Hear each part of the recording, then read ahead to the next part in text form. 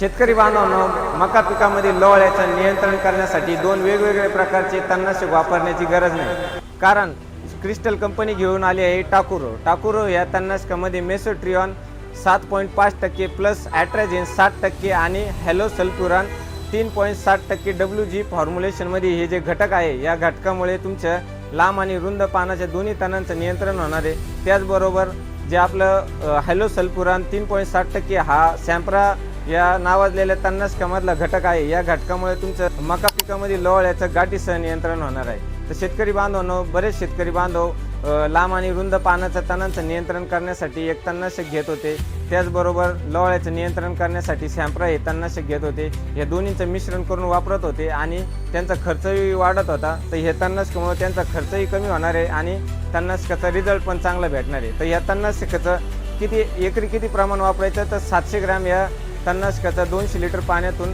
फवारणी करून याचा वापर करायचा आहे। शेतकरी बांधवांनो, आपण व्हिडिओ जे बनवत असतो या व्हिडिओमध्ये कुठल्याही कंपनीची जाहिरात करीत नाही। एक चांगलं प्रोडक्ट शेतकरी बांधवांपर्यंत पोहोचावं हा आपला उद्देश असतो। व्हिडिओ आवडला असेल तर व्हिडिओला लाईक करा, तुमच्या काही समस्या असेल तर कमेंटद्वारे नक्की कळवा आणि आपल्या इंस्टाग्राम पेजला जर तुम्ही हा व्हिडिओ पाहत असाल तर फॉलो करा, जर तुम्ही यूट्यूबला हा व्हिडिओ पाहत असाल तर सबस्क्राईब करा। धन्यवाद।